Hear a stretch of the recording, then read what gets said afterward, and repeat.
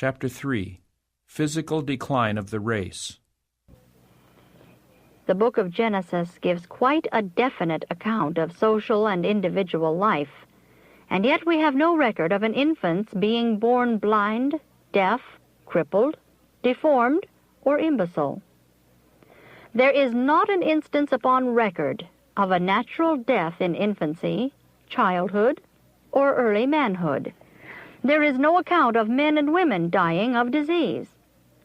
Obituary notices in the book of Genesis run thus, quote, "And all the days that Adam lived were 930 years, and he died. And all the days of Seth were 912 years, and he died." Unquote. Concerning others, the record states, "He lived to be a good old age, and he died." It was so rare for a son to die before the father that such an occurrence was considered worthy of record. Listen, "And Haran died before his father Terah." Haran was a father of children before his death. God endowed man with so great vital force that he has withstood the accumulation of disease brought upon the race in consequence of perverted habits, and has continued for 6,000 years.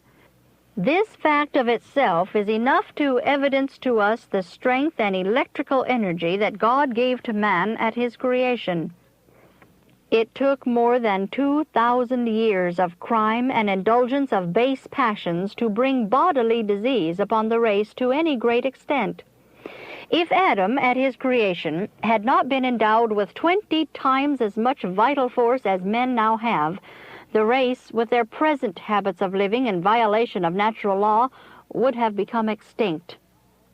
At the time of Christ's first advent, the race had degenerated so rapidly that an accumulation of disease pressed upon that generation, bringing in a tide of woe and a weight of misery inexpressible. The wretched condition of the world at the present time has been presented before me. Since Adam's fall, the race has been degenerating. Some of the reasons for the present deplorable condition of men and women formed in the image of God were shown me, and a sense of how much must be done to arrest, even in a degree, the physical, mental, and moral decay caused my heart to be sick and faint. God did not create the race in its present feeble condition. This state of things is not the work of providence, but the work of man, and it has been brought about by wrong habits and abuses, by violating the laws that God has made to govern man's existence. Through the temptation to indulge appetite, Adam and Eve first fell from their high, holy, and happy estate. And it is through the same temptation that the race have become enfeebled. They have permitted appetite and passion to take the throne, and to bring into subjection reason and intellect.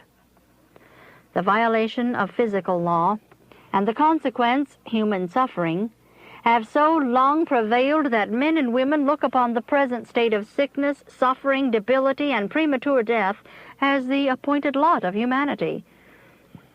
Man came from the hand of his Creator, perfect and beautiful in form, and so filled with vital force that it was more than 1,000 years before his corrupt appetite and passions and general violations of physical law were sensibly felt upon the race.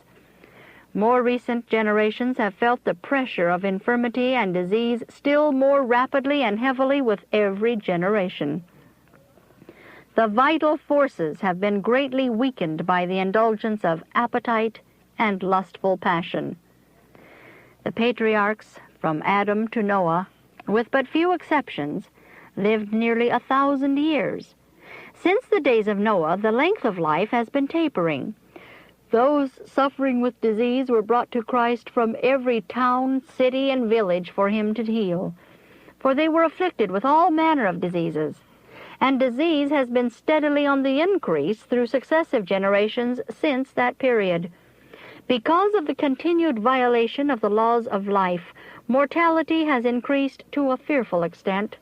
The years of man have been shortened so that the present generation pass to the grave, even before the age at which the generations that lived the first few thousand years after the creation came upon the stage of action. Disease has been transmitted from parents to children, from generation to generation. Infants in the cradle are miserably afflicted because of the sins of their parents, which have lessened their vital force. Their wrong habits of eating and dressing and their general dissipation are transmitted as an inheritance to their children. Many are born insane, deformed, blind, deaf, and a very large class are deficient in intellect. The strange absence of principle which characterizes this generation, and which is shown in their disregard of the laws of life and health, is astonishing. Ignorance prevails upon this subject while light is shining all around them. With the majority, their principal anxiety is, "What shall I eat? What shall I drink? And wherewithal shall I be clothed?" Notwithstanding all that is said and written in regard to how we should treat our bodies, appetite is the great law which governs men and women generally. The moral powers are weakened because men and women will not live in obedience to the laws of health and make this great subject a personal duty. Parents bequeath to their offspring their own perverted habits, and loathsome diseases corrupt the blood and enervate the brain. The majority of men and women remain in ignorance of the laws of their being and indulge appetite and passion at the expense of intellect and morals, and seem willing to remain in ignorance of the result of their violation of nature's laws.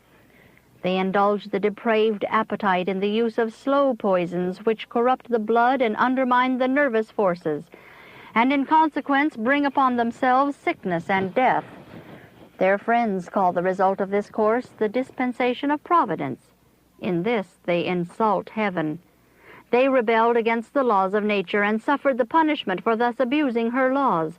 Suffering and mortality now prevail everywhere, especially among children. How great is the contrast between this generation and those who lived during the first 2,000 years.